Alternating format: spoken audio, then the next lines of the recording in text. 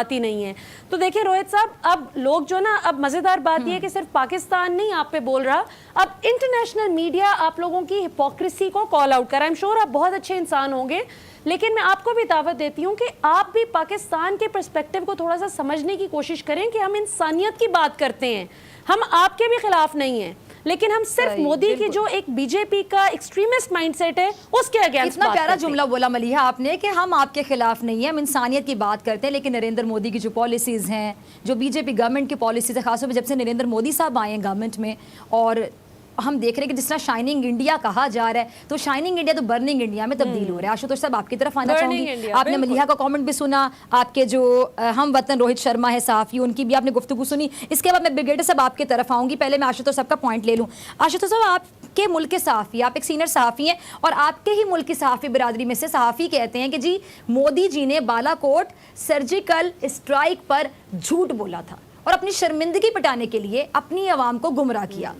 मोदी जी ने भारतीय फौज को झूठ के सहारे तसल्ली दी। वो ये भी कहते हैं कि जी लद्दाख के महाज पर जिस तरह चीनी फौज के हाथों भारतीय फौजियों की दुर्गत बनाई गई, उससे पूरी दुनिया में भारत की जागसाई हुई। सर ये बताइए कि मोदी साहब आप लोगों की अब और कितनी जागसाई करवाना चाहते हैं, और आपको भी लिटरली चीज़ अच्छी नहीं लगती होगी कि जागसाई कराते हैं। और मेरे प्रोड्यूसर ने भी बताया कि अशोक नाम है आपका, आशुतोष नहीं है। आई एम रियली सॉरी, मुझे ये आपका नाम गलत समझ आया। अशोक साहब जी जवाब दीजिए। मेरा नाम आशुतोष है। जी जी जी जी, आपके प्रोड्यूसर ने गलत नाम आपको बताया। आशुतोष मेरा नाम। हाँ हाँ, अच्छा ठीक है ठीक है ठीक है, मेरे मुझे सुनने में गलती हुई। ठीक है ठीक है, जिन सहाफी ने बोला उन सहाफी का नाम अशोक है, आपका नाम आशुतोष है। जी बताइएगा, अशोक साहब की बात से आप अग्री करते हैं, सेकंड करते हैं उनकी राय को?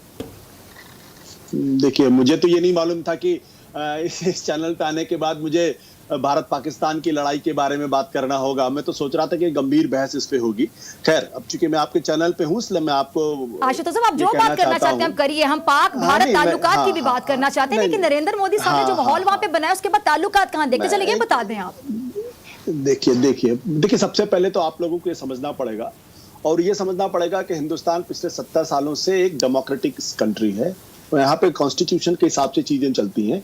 यहाँ पे मिलिट्री कू नहीं होते हैं, और यहाँ पे कोई भी आर्मी जनरल अचानक तख्ता पलट करके हिंदुस्तान का बादशाह नहीं हो सकता, ना हिंदुस्तान का प्रधानमंत्री हो सकता है। यहाँ पे चुनाव होते हैं, और 5 साल के बाद चुनाव होते हैं, और जनता चुनती है, और जनता की वजह से लोग यहाँ के प्रधानमंत्री बनते हैं, और जनता ही उनको किनारे भी कर देती है। तो एक बुनियादी फर्क है, इसको हमें समझना पड़ेगा। दूसरा, हिंदुस्तान की माइनॉरिटीज के बारे में, हिंदुस्तान के लोगों के बारे में थोड़ी सी भी बात करने के पहले थोड़ा सा हमको ये भी समझना पड़ेगा कि पाकिस्तान के अंदर माइनॉरिटीज की स्थिति क्या है। मैं आपको ले जाना चाहूंगा 1953 के पहले की स्थिति, जब वहां पे अहमदियों का क्या हाल हुआ, और उसके बाद आप लोग किस तरीके से अहमदिया और दूसरे लोगों को बिल्कुल पाकिस्तान की जो डेमोक्रेटिक पॉलिटी है वहां से उनको किस तरीके से किनारे कर दिया गया।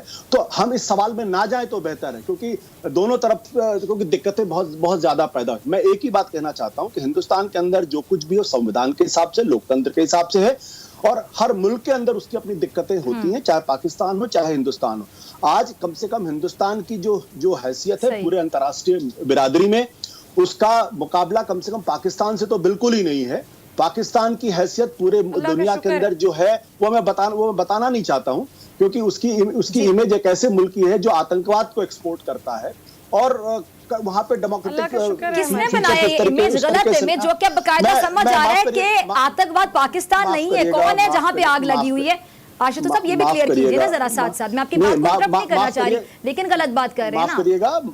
माफ करिएगा, मैं बिल्कुल आपका जवाब मैं लूंगी। मैं बिल्कुल तू मैं नहीं करना चाहता आपके चैनल पे। मैं तो गंभीर बहस के लिए आपके टीवी चैनल पे आया था, और अगर तू मैं करना है तो मैं तू मैं करता भी नहीं। मैं बिल्कुल सीधी सी बात कहना चाहता हूँ कि हिंदुस्तान पर उंगली उठाने के पहले पाकिस्तान को साहब मेरी बात सुनिए, एक मिनट यहीं पर रुक जाइए। देखिए, मैंने आपको बड़ी इज्जत से बुलाया प्रोग्राम में, मैं आपको एंड तक रिस्पेक्ट दूंगी, हमेशा रिस्पेक्ट दूंगी।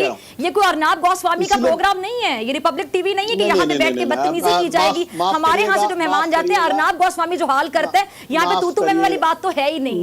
आप अपने आर्गुमेंट से बात, आप आर्गुमेंट अपने, बिल्कुल आप जो राय देना चाहते हैं आप देंगे, हम आपकी आवाज भी बंद नहीं करेंगे, मैं आप पे चढ़ाई भी नहीं करूंगी, बदतमीजी भी नहीं करूंगी। नहीं मैडम, माफ करिएगा, मेरी कोई दिलचस्पी इस तरीके की बहस में रहने की मेरी कोई दिलचस्पी नहीं। माफ करिएगा आप मुझे। बहस नहीं हो रही। आशुतोष साहब आप अपना पॉइंट क्लियर कीजिए। मैंने आपसे सिंपल एक सवाल पूछा। अच्छा, ब्रिगेडियर साहब की तरफ चलते हैं।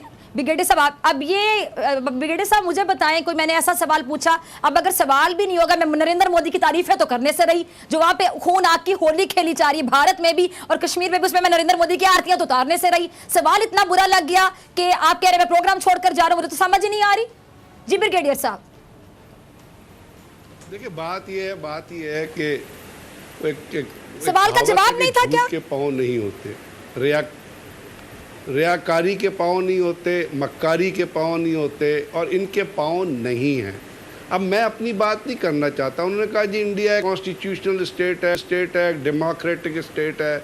ये वही डेमोक्रेसी है जिसमें एक प्राइम मिनिस्टर जो है इंदिरा गांधी वो मिलके एक अक़लियत के जो सबसे बड़ा टेम्पल है दुनिया का, उसके ऊपर चढ़ाई कर देती है, उसके ऊपर जाके उसकी तबाही और बर्बादी करती है। वहाँ जनरल सुंदर जी फौज भेज देता है, सिखों का कत्ले आम किया जाता है गाज़ियाबाद रेलवे स्टेशन पे। उसके बाद जो है ट्रेनें रोकी जाती है, सिखों को मारा जाता है। और ये डेमोक्रेटिक स्टेट है कि इस स्टेट के अंदर ये पाबंदी लगाई जाती है कि असम्बली के अंदर सिखों के मैसेकर पे डिस्कशन नहीं होगी। ये डेमोक्रेटिक स्टेट है। ये डेमोक्रेटिक स्टेट है जहाँ इंदिरा गांधी को गोली मारी जाती है। ये डेमोक्रेटिक स्टेट है जहाँ राजीव गांधी जब श्रीलंका का विजिट करने जाता है तो एक आदमी पीछे से जाके जो खींच के तलवार मारता है, राजीव गांधी को नीचे बंदूक मारता है। ये डेमोक्रेटिक स्टेट है जहाँ राजीव गांधी को किस तरह मारा जाता है। ये डेमोक्रेटिक स्टेट है जहाँ अपने बाप को पॉइंट ब्लैंक रेंज पे इसलिए गोली मार दी जाती है कि वो कह रहा होता है कि जी जो फसादात है इसको बंद करो। और भाई ये डेमोक्रेटिक स्टेट है जहाँ पे 1947 में जब इंडिया पाकिस्तान आज़ाद होते हैं तो वहाँ से जम्मू से 4000 सिखों की फैमिलियों को उठाया जाता है, डोगरा फौज उनको लेके जाती है और उनको जाके जंगलों में गोली मारती है। ये डेमोक्रेटिक स्टेट है जहाँ पे इंडिया श्रीनगर के अंदर फौज लैंड करता है, इंस्ट्रूमेंट ऑफ एक्सेशन साइन होता है 25 तारीख को, फौज लैंड होती है 24 तारीख, गासबाना कब्जा किया जाता है कश्मीर के ऊपर। ये डेमोक्रेटिक स्टेट है जहाँ पे इंटरनेशनल ऑब्लिगेशन ये कहती है, यूनाइटेड नेशन ये कहता है कि Kashmir is a disputed territory. उनका अपना जब एक असम्बली ये बिल पास करती है, कश्मीर की लेजिस्लेटिव असम्बली ये कहती है कि कश्मीर का हल अभी जो है राइट ऑफ सेल्फ डिटर्मिनेशन पे तलाश होना है। वहाँ पे आर्टिकल 370 एक डिक्टेटर जो है, एक जो हिटलर नुमा इंसान है वो आके उसको एनल कर देता है। जब वो उसको ख़त्म करता है तो ये डेमोक्रेटिक स्टेट है कि चाइना आके लद्दाख में बैठ जाता है, क्योंकि चाइना ने वो बिल साइन किया था जिसमें ये कहा गया था कि कश्मीर जो है वो डिस्प्यूटेड टेरिटरी है इंक्लूडिंग लद्दाख को यूनियन टेरिटरी डिक्लेयर कर देते हैं। चाइना आके गावलान वैली जो है उसके अंदर बैठ जाता है। दौलत बेग जगह जो है जहाँ पे ये ब्रिगेड लेवल की फोर्स डेवलप कर रहे थे, वो जाके वो जो रोड बनाई थी श्योक रिवर के साथ उसके मुंह पे बैठ जाता है। ये डेमोक्रेटिक स्टेट है जहाँ पे न्यूयॉर्क टाइम्स 20 फरवरी को एक आर्टिकल लिखता है और उसके अंदर वो लिखता है कि new Delhi street turned into battle ground, और वो लिखता है हिंदू वर्सेस मुस्लिम। ये वो डेमोक्रेटिक स्टेट है जहाँ मोदी का तस्वीर लगाई जाती है, साथ हिटलर की तस्वीर, आधी मोदी का चेहरा लगाया जाता है, आधी हिटलर का चेहरा लगाया जाता है। ये वो डेमोक्रेटिक स्टेट है जहाँ पे एक बेवकूफ़ किस्म का, अहमक किस्म का, अनएजुकेटेड किस्म का जो एंकर है वो गोबर स्वामी अपनी टेलीविजन रिपब्लिक टेलीविजन पे आया कहता है कि पाकिस्तान ने आतंकवादी भेजे टिड्डी दल। ये डेमोक्रेटिक स्टेट है, ये एजुकेटेड स्टेट है, ये पढ़ी लिखी स्टेट है। और भाई अपने मैं ये नहीं कहता आपका मुल्क है, आप जो मर्जी उसको तबाह करें। इस डेमोक्रेसी में 63 डिस्ट्रिक्ट्स में right of self determination, Mizoram से लेके अपना उस तमाम इलाके में जो ईस्ट की तरफ वहाँ पे एक इंडिपेंडेंस स्ट्रगल चल रही है। वहाँ पे इंडियन फौजियों को पिछले साल उनकी एक प्लेटून को मारा गया। ये डेमोक्रेटिक स्टेट है जहाँ पे कश्मीर के अंदर आर्म्ड फोर्सेज स्पेशल एक्ट 10 साल से लगा हुआ है। मिजोरम छत्तीसगढ़ में आर्म्ड फोर्सेज स्पेशल एक्ट जिसके तहत आर्म्ड फोर्सेस को ये इख्तियार दिया जाता है कि वो किसी भी शख्स को पकड़ के मार सकते हैं, बंद कर सकते हैं विदाउट। ये डेमोक्रेसी है। डेमोक्रेसी में आर्म्ड फोर्सेस स्पेशल एक्ट लगाए